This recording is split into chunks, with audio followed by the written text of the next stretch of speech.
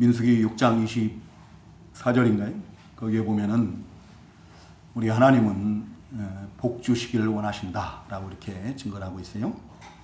우리 하나님은 복 주시기를 원하시는데, 이제 복 주시기를 원하시는 하나님께서 하나님의 백성들이 복된 삶을 살고 또 복받기를 원하셔서 그 시편 150편이나 되는 그 시편 모든 말씀들 가운데 첫 번째 말씀으로 바로 복 있는 사람에 대해서 이렇게 교훈을 하고 있습니다.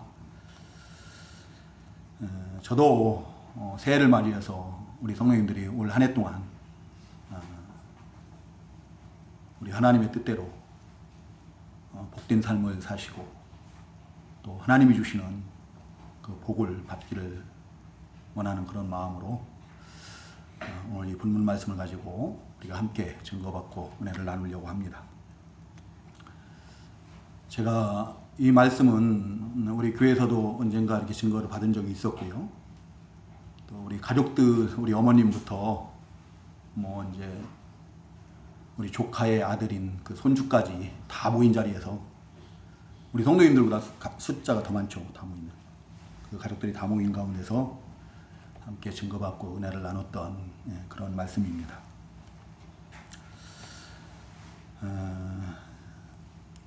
이 복 있는 사람이 그 5절, 6절에 보면은 의인들로 이렇게 표현이 되고 있습니다. 의인이라 하면은 믿음으로 구원받은 하나님의 백성들을 가리키죠. 곧 복 있는 사람과 구원받은 하나님의 백성들이 같은 의미로 이렇게 사용되고 있어요. 여기 복 있는 사람이라고 하는 히브리어 아스레이는 최고의 복을 누리는 자예요. 최고의 행복을 누리는 자. 저는 오늘 이 주시는 말씀들을 통해서 이 자리에 계신 우리 성도님들 또 제가 우리 하나님이 주시는 최고의 복을, 행복을 누리는 그런 복된 성도들이 되기를 소망하고 또 축복합니다. 그 복 있는 사람은 어떤 사람이 복 있는 사람인가? 복 있는 사람은 어떤 삶을 살아가는가에 대해서 이제 교훈을 하고 있는데요. 그 첫 번째가 바로 하나님을 거역하는 자들과 가까이 하지 않는다라는 겁니다. 1절의 말씀이 바로 그거죠. 악인들의 꾀를 따르지 아니하고 죄인들의 길에 서지 아니하고 오만한 자들의 자리에 앉지 아니한다라고 했어요. 이 악인들의 꾀를 따르지 않는다 했는데 그 악이 뭡니까? 악은 사회적 개념하고는 좀 다르죠. 우리가 사회에서는 도덕적으로, 윤리적으로 자신의 유익을 위해서 남에게 해를 가하는 것이 악이죠. 하지만 이 성경에서는 무엇이 악이라고 하는가 하면은 그 예레미야서 2장 19절에 보면은 내 하나님 여호와를 버리고 내 속에 하나님을 경외하는 마음이 없는 것이 악이다라고 그래요. 그러니까 이 말을 좀 더 쉽게 하면은 하나님 없이 사는 거예요. 하나님에 대한 두려움이 전혀 없는 거예요. 그래서 자기가 하고 싶은 대로 자기 마음대로 사는 것이 곧 그런 사람이 악인이라는 거죠. 근데 복 있는 사람은, 구원받은 성도들은 그런 악인들의 꾀를 따르지 않는다는 겁니다. 그러한 삶의 원리를 따르지 않는다는 거예요. 따르지 않고 오히려 자기 중심적으로 사는 그런 삶을 거부하고 하나님 중심의 삶을 산다라는 거죠. 그리고 죄인의 길에 서지 않는다라 했는데요. 여러분, 죄가 뭡니까? 그 죄라는, 이 죄인이라는 이 단어, 히브리어 단어를 그대로 이렇게 직역을 하면은 표적을 벗어나는 것을 의미하는 거예요. 표적을 벗어나서 또 길을 잃어버리고 헤매는 것. 하나님의 뜻에서 빗나간, 어긋난 그런 삶을 사는 거예요. 하나님의 말씀을 다 잃어버리고 자기 육체의 정욕을 따라서 욕심대로 사는 거예요. 그것이 곧 죄라는 거죠. 그래서 웨스트민스터 서예리 문답 제14문 답에서는 죄가 무엇입니까? 라고 이렇게 물을 때 뭐라고 대답해요? 죄는 하나님의 법을 어기는 것과 순종함에 있어서 부조한 것이 죄라고 이렇게 고백하는 것을 볼 수가 있습니다.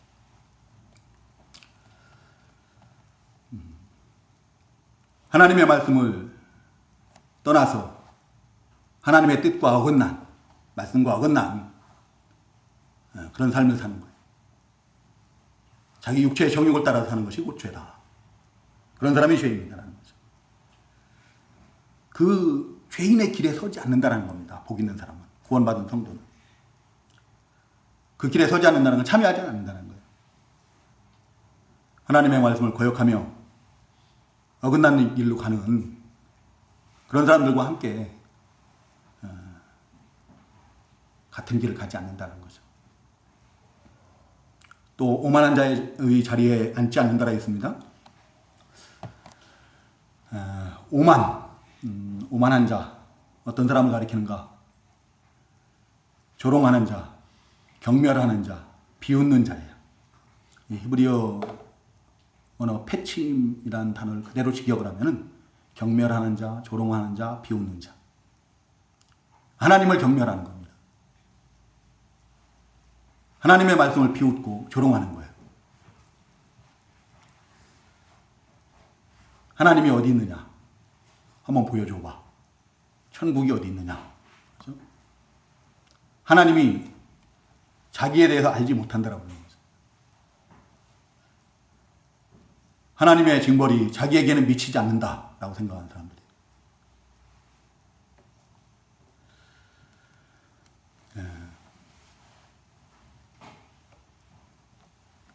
그래서 하나님의 말씀을 그냥 교훈 이런 것을 받아들이지 않죠.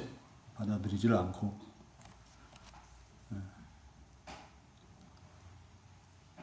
그런 사람들의 자리에 앉지 않는다라는 것은 그런 사람들과 함께 그 자리에 눌러앉지 않는다는 거죠. 함께하지 않는다. 우리 한번 곰곰이 생각해봤으면 좋겠어요. 우리는 지금 어떠한 그런 삶을 살고 있는지. 사탄 마귀는 그래요. 언제나 항상 우리에게 이 시간, 이 자리에 있지 않기를 원해요. 늘 미혹을 하죠. 악한 영은 그래요. 근데 그 유혹을 뿌리치고 지금 이 시간, 이 자리에 와서 함께 예배하고 하나님께 영광 돌리는 우리 성도님들이 복 있는 자들인 줄로 믿습니다. 왜 우리가 그 악인들의 꾀를 따르지 않고 죄인들의 길에 서지 않고 오만한 자들이 자리에 앉지 않아야 하는가? 그 이유는 간단한 거죠. 그 뒤에 답이 나와 있어요.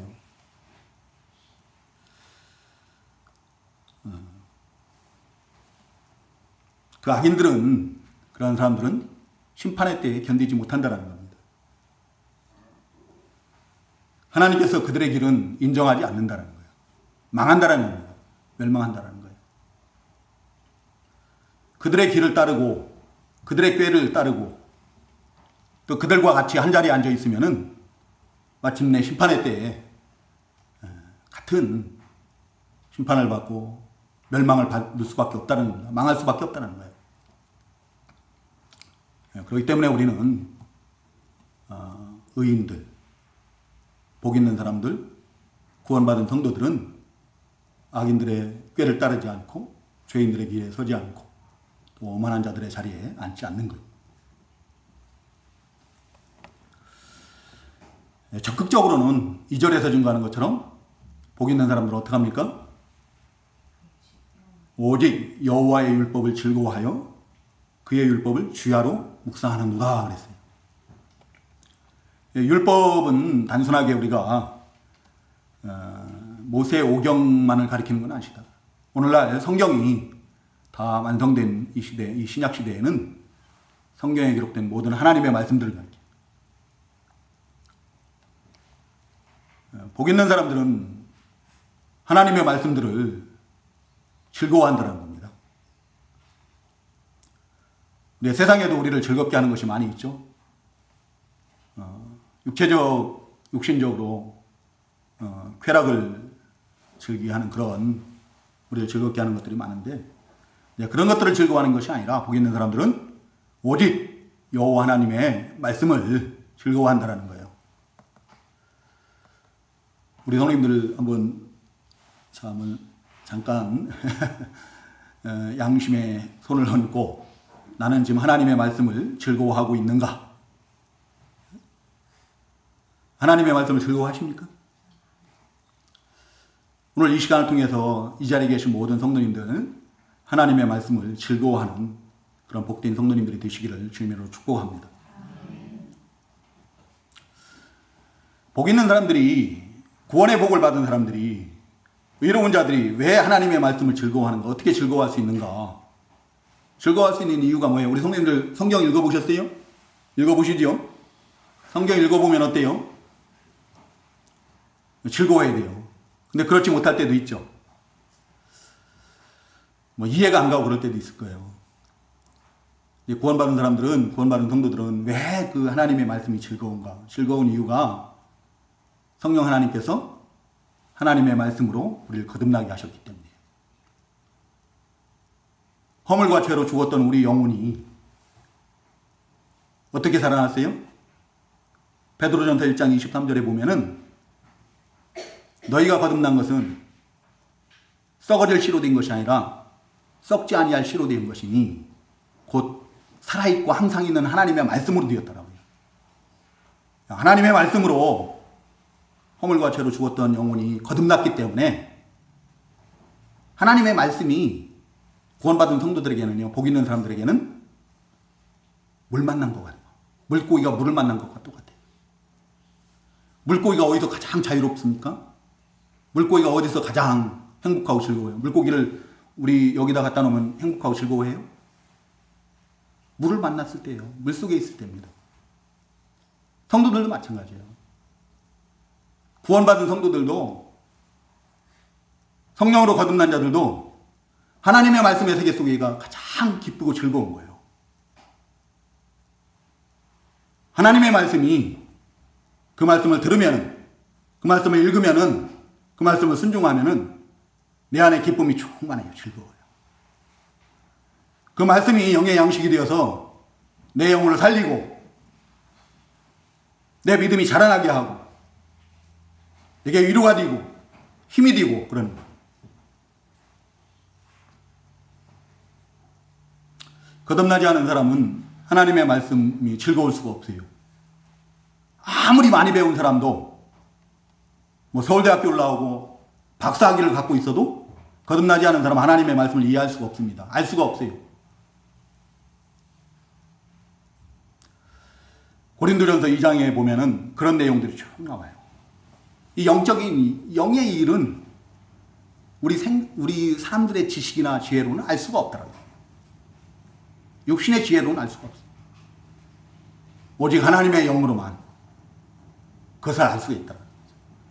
거듭난 자만이 하나님의 말씀이 기쁘고 즐겁고 그 말씀이 위로가 되고 힘이 되고 그런 거예요.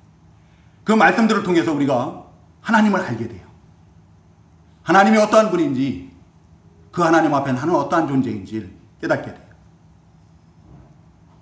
그래서 하나님을 경배하고 하나님께 영광을 돌려드리고 하나님을 의지하고 하나님 중심의 그런 삶을 살게 된 거죠. 시편 119편을 기록한 그 기자는 하나님의 말씀이 내 입에 어찌 그리 단지요. 송이꿀보다 더 달달하고 그래요. 송이꿀보다 더 달달. 순금보다 정금보다 더 사모할 것이라고 그래요. 예레미야 선지자도 그 예레미야서 15장 16절에 보면은 그 하나님의 말씀을 얻어먹을 싸우니 하나님의 말씀이 내게 기쁨과 즐거움이 되었더라고 그래요. 복 있는 사람은, 구원받은 하나님의 백성들은 하나님의 말씀을 들을 때 그 말씀이 기쁨이, 위로가 됩니다. 즐거움이 돼요.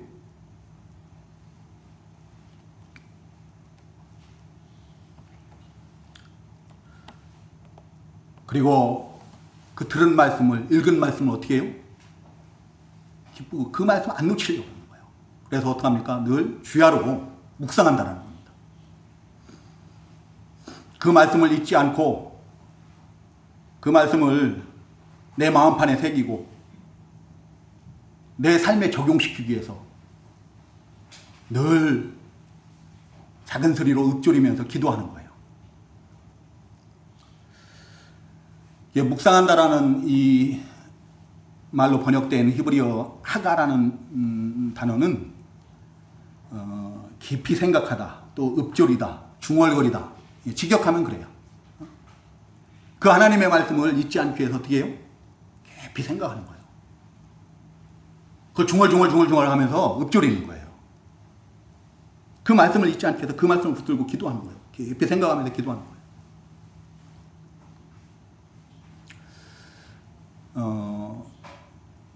이 하가라는 히브리어 단어가 언제 쓰이는가 하면은 그래요.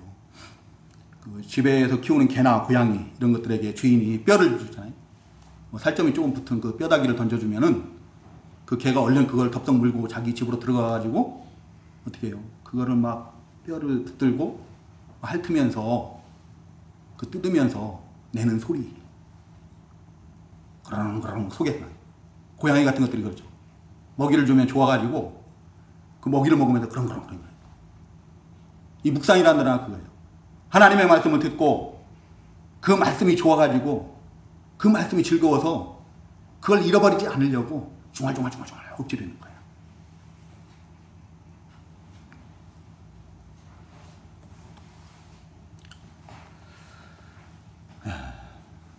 그 시편 119편 97절에 보면 내가 주의 법을 어찌 그리 사랑하는지요 내가 그것을 종일 작은 소리로 읊조리나이다. 119편 148절에서도 주의 말씀을 조용히 읊조리려고 내가 새벽녘에 눈을 떴나이다. 제가 여기서 새벽에 기도 마치고 돌아가는 시간이 보통 7시 좀 넘어서인데요. 돌아가면서 그 짧은 시간, 집에까지 가는 시간에 듣는 극동방송이 있어요. 그 시간에 하는 프로그램이 뭔가 하면은 성경을 많이 읽은 사람들이 나와서 간증을 하는 거예요. 근데 그분들은 보면 1년에 성경을 갖다가 뭐 10독도 하고 막 그래요.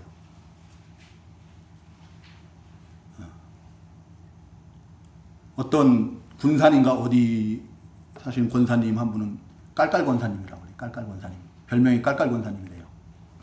근데 방송에서도 보니까 막 계속 깔깔거리며 웃어요. 근데 그 권사님 같은 경우는 불과 며칠 만에 성경을 갖다 일독을 했다고 그래요. 그 말씀이 아주 궁금해가지고 견딜 수가 없다는 거예요. 읽다가 그냥 멈출 수가 없다는 거예요. 그냥 계속 읽어나가는 거예요.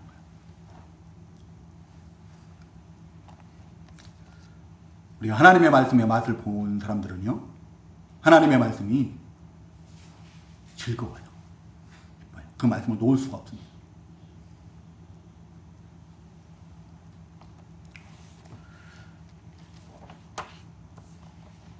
우리 성도님들도 하나님의 말씀이 즐거워서 그 말씀을 주야로 묵상하는 그런 복된 그런 성도님들 되시기 바랍니다. 그런 사람들은 그 상태가 어떠한 상태인가? 그 영적 상태가 시냇가에 심은 나무와 같다는 겁니다. 시냇가에 심은 나무와 같다. 시냇가에 심은 나무에 대해서는 예레미야서 17장 8절에서도 거의 동일한 내용으로 이렇게 증거가 되고 있는 거예요. 거기에 보면은 더위가 올지라도 또 가뭄은 해도 걱정이 없고 소출을 그치지 않는다라고 이렇게 증거를 하고 있습니다. 철을 따라 열매를 맺는다고 하는데 그 열매는 바로 신앙의 열매를 가리키는 거예요. 신앙 인격을 가리킨다. 성령의 열매, 회개에 합당한 열매, 빛의 열매와 같은 그런 열매들을 맺힌다는 거예요. 가뭄이나 더위나 이런 것이 오면은 보통은 나무들이 시들기도 하고 또 말라 죽기 십상이죠. 근데 시냇가에 심기운 나무는 어떻게 해요? 가뭄이 올 때에도 걱정이 없는 거예요. 날이 더워도 시들지 않습니다. 왜요? 그 뿌리를 강변에다 깊이 뿌리를 뻗치고 필요한 물을 갖다가 흡수하기 때문에 그 물들을 공급받고 그래서 또 많은 열매들을 맺어요. 오히려 가무는 해에 열매가 그 나무에서 난 열매가 더 달아요. 더 달고 맛있죠. 일조량이 풍부하니까. 다른 나무들은 다 말라 죽고 그러지만 시들시들거리지만 그 물가에 심기운 나무는 그 열매가 더 달고 맛있어요. 그래서 그것을 필요로 하는 사람들에게 더 많은 기쁨을 주는 거예요. 복 있는 사람들도 마찬가지예요.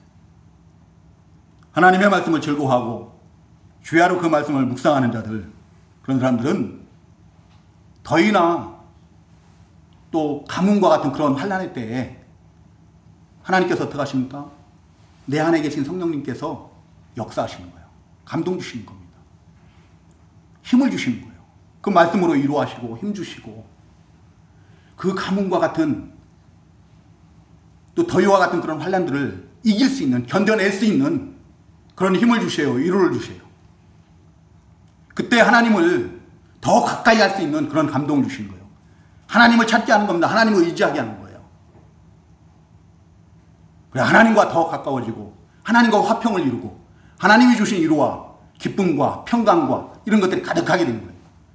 하나님 앞에 더 온유하고 겸손하고 선하고 의롭고 진실한 그런 사람이 되는 거예요. 그런 신앙의 열매들을 많이 맺음으로 해서 주변의 많은 사람들에게 위로가 되고 또 기쁨을 주고 많은 유익이 되고 그런 거죠. 하나님께는 영광이 되고 또 그 잎사귀가 마르지 않는다고 했습니다. 더위가 오고 가뭄이 오면은 보통은 나뭇잎이 다 시들어버리고 말라 비틀어지죠. 그러나 물가에 심은 나무는 어떻게 해요? 그 잎이 더 청청해요.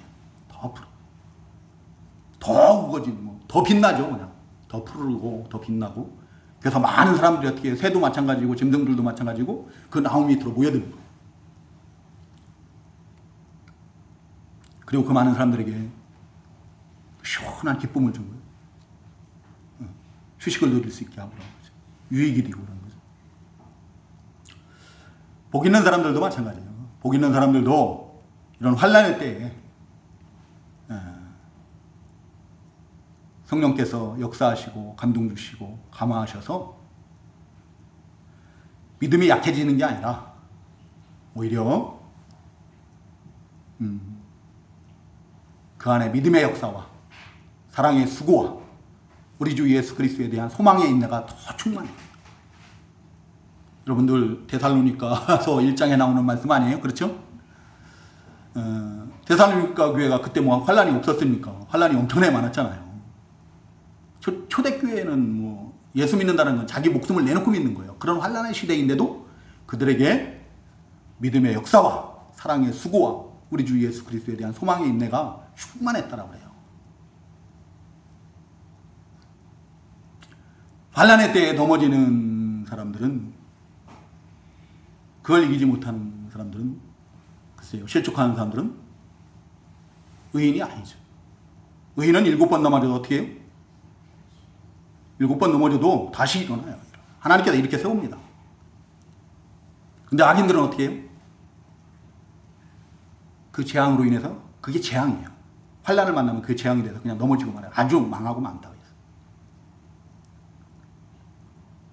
하나님의 백성들은 더위나 또 가뭄과 같은 그런 환란에도 믿음이 약해지지 않는다. 오히려 더 힘써 기도하고 더 충성되이 섬기고 봉사하고 잎이 푸른 것처럼 더 빛나는 것처럼 더 충성되이 모든 사람들의 믿음의 본이 돼요. 많은 사람들에게 기쁨을 주고 유익이 되고 그러는 거죠. 우리 성도님들 보세요. 어떤 청년이 방송에 나온 청년이 CBS인가요? 기독교 방송에 간증을 하는데요. 그 청년이 신앙생활 하는 청년인데 회사에서 어떤 회식이 있었는지 어쨌는지 친구들끼리 뭐 하다가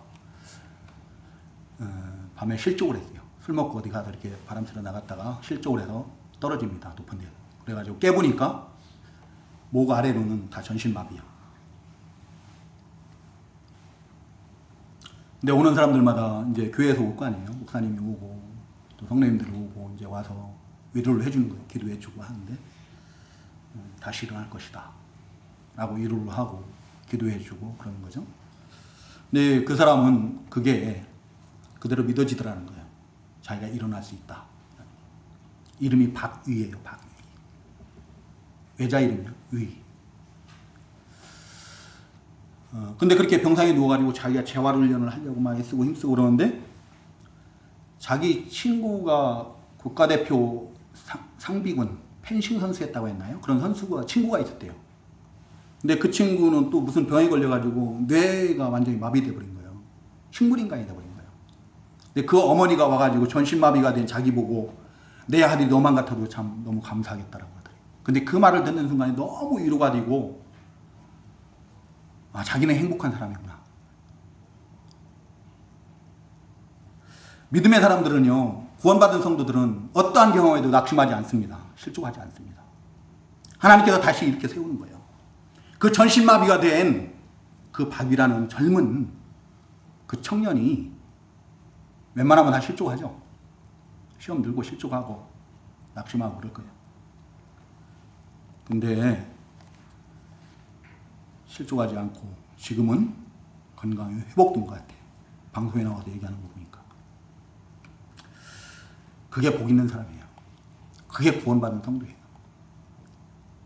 환란이 온다고 해서 고난이 따른다 해서 그것 때문에 낙심하고 낙마하고 그러지 않는다는 거죠. 실족하지 않는다. 하나님께 다시 이렇게 세워요. 반드시. 그 사람 다시 일어서니까 어떻게 해요? 얼마나 많은 사람들에게 위로가 됩니까? 얼마나 많은 사람들에게 유익이 돼요. 그죠? 그리고 그 시냇가에 심은 나무와 같은 성도들은 그가 하는 모든 일이 다 형통케 된다.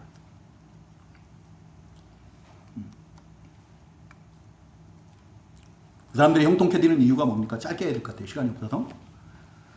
형통케 되는 이유는 하나님의 말씀을 즐거워하고 주야로 그 말씀을 붙들고 묵상하는 자들이 형통케 되는 이유가 뭐예요? 하나님의 인도를 받기 때문에 그런 거예요.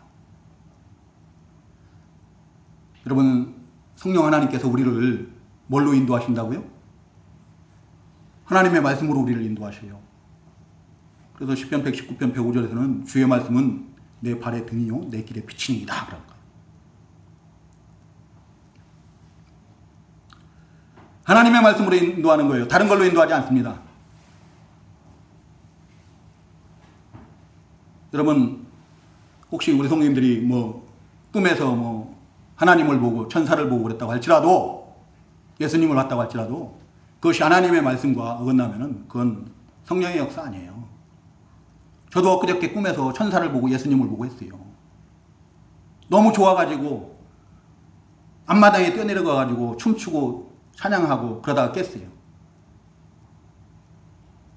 깼는데 그게 너무 좋아가지고 더 좀 그 꿈을 이어가려고 자다가 잠이 깊이 들어가지고 일어나야 될 시간에 못 일어나요.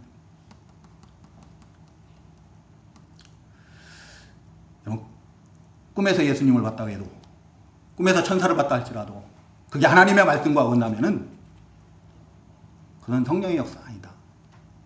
하나님의 역사가 아니다. 하나님께서는 우리를 하나님의 말씀으로만 인도하시는 거예요. 오늘날 성경이 다 완성된 이후에는 더 이상의 어떤 다른 계시를 바랄 필요가 없습니다.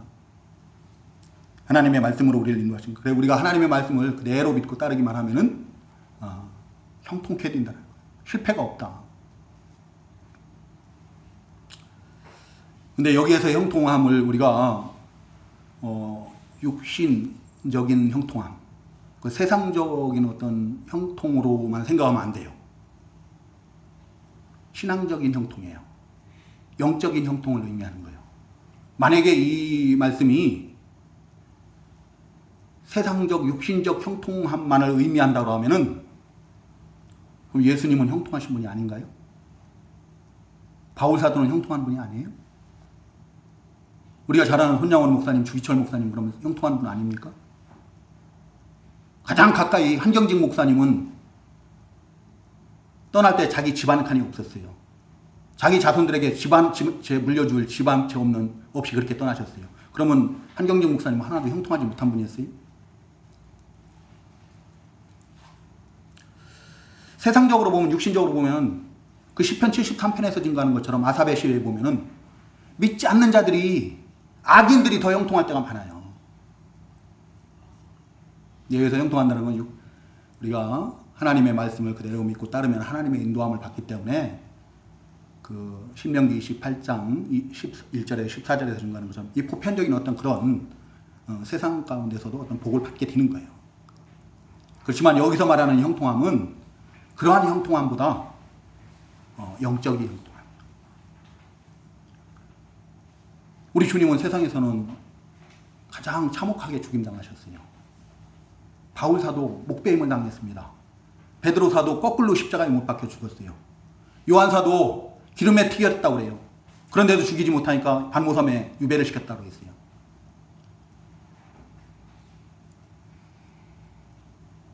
손양원 목사님 인민군들에 의해서, 공산당에 의해서 맞아 죽으셨어요. 주기철 목사님 옥중에서 독살당했다고 그래요. 일본 순경들에게. 우리가 세상적 관점으로 보면 그분들은 다 형통하지 못한 분들 같아요. 근데 그분들이 하나님 앞에 가면은, 하나님 앞에서는 가장 복된 분들이고 가장 형통한 분들인 줄로 믿습니다. 여기서의 형통은 뭐 보편적으로는 우리가 하나님의 말씀을 그대로 믿고 따르면은 세상에서도 하나님께서 하나님의 영광을 위해서 복되게 하신다는 거예요. 형통케 하신다. 그렇지만 영적으로, 신앙적으로도 복되고 형통하다는 거예요. 그러나 악인들은 그렇지 않다라고 해요. 악인들은 그렇지 아니하며 오직 바람에 나는 겨와 같도다. 악인들은 그 시편 73편에서 증거하는 것처럼 막 형통해요. 부해요. 그래서 사람들이 막 부러워하고, 아삽도 그러지 않습니까? 막 부러워하고 자기가 잘못 산 거 아닌가 막 그렇게 후회를 하고 그러지 않습니까? 시험에 들 뻔했다, 실족할 뻔했다 그러죠. 근데 한순간에 어떻게 됩니까? 파멸에 던져버리는 거예요. 파멸에. 일순간에 파멸에 던져. 바람과 같은 작은 환란에도 그런 사람들은 견디지를 못하는 거예요. 그게 심판이 되어버리는 거예요. 멸망에 던져져 버리는 거죠.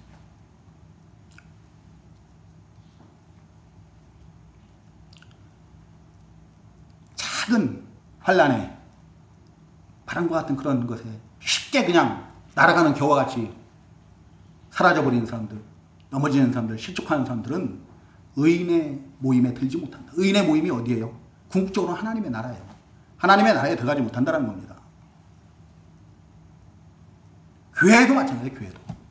하나님의 나라의 모형인 가견적 교회, 교회도 교회 생활도 못한다. 그거예요. 엄중한 말씀입니다. 우리가 이 말씀을 그냥 아름답게만 생각해서는 안 돼요.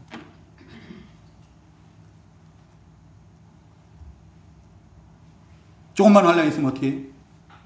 내가 복 받으려고 교회 온 사람들은 하나님을, 예수님을 자기 목적을 이루기 위한 수단으로, 방편으로 생각하고 온 사람들은 조금만 환란을 당하면 어떻게 해요? 그냥 사라지는 거예요. 바람에 나는 겨와 같은 거예요. 의인의 회중에 들 수가 없습니다. 궁극적으로 하나님의 나라에 들어갈 수가 없는 거예요. 복 있는 사람은 전적으로 하나님의 은혜로 거듭난 자들이에요.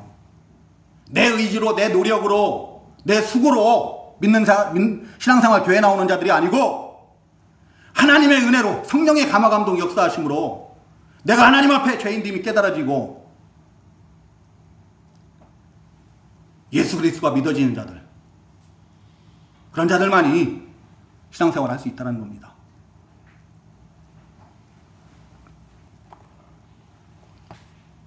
의인들은 그렇지 않아요. 그러나 악인들은 바람에 나는 교와 같지만 의인들의 길은 여호와께서 인정하신다. 믿고 구원받은 성도들은 그 길을 하나님께서 인정하신다는 거예요. 그 길은 어떤 길입니까? 의인들의 길은 어떤 구원의 길이에요. 우리 하나님께서 예수 그리스도를 통해서 닦아놓은 예비한 길이에요. 거룩한 길이라고 그래요. 이사야서는. 그 길을 구속함을 받지 못한 자들은, 깨끗하지 못한 자들은 가지 못한다고 그래요. 구속함을 받은 자들만이 간다는 거예요. 우리 주님께서 그 길은 구원에 이르는 문, 좁은 문으로 가는 길이래요. 좁은 길이라고 해요. 좁은 길. 우리 옛 신앙의 선배들이 간 옛적 길이에요. 예수님께서 앞서가신 십자가의 길입니다. 거룩한 길, 의로운 길이에요. 그 길을 세상 사람들은 인정하지 않아요. 미련하게 여깁니다. 어리석게 여겨요. 멸시하고 조롱합니다. 근데 누가 알아주신다고요? 누가 인정하신다고요? 우리 하나님께서 인정하신다는 거예요. 그 악인들은 자기들이 가는 길이 옳다라고 생각해요. 그리고 많은 사람들이 그 사람들의 가는 길을 부러워합니다. 그들의 길을 선망해요. 롤모델로 삼고 그러죠. 아, 나도 저 사람처럼 형통하면 얼마나 좋을까. 나도 저 사람처럼 부해지면 얼마나 좋을까. 나도 저 사람처럼 높아지면 얼마나 좋을까.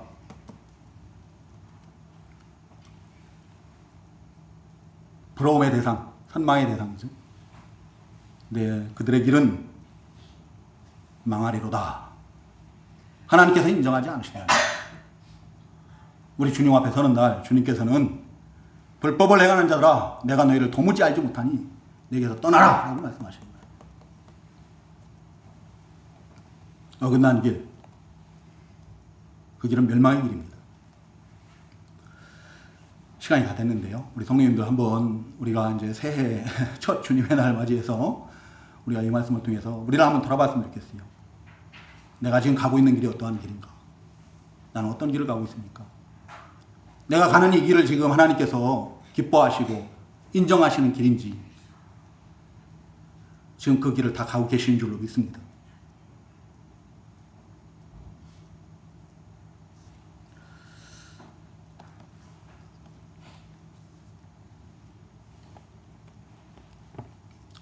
그 길을 가시기 바랍니다. 곁길로 가지 마시고요. 비슷한 길로 가려고 하지 마세요. 비슷한 길은 그건 곁길인 거예요. 그거 어긋난 길이에요. 딴 길이에요. 근데 오늘날 너무나 많은 사람들이 곁길로 가요. 비슷한 길로 가려고 그래요. 아니에요. 이 길은 오직 한 길이에요. 이 길 외에는 없어요. 다른 길은 없다. 좁은 길로 가는 거예요. 좁은 길.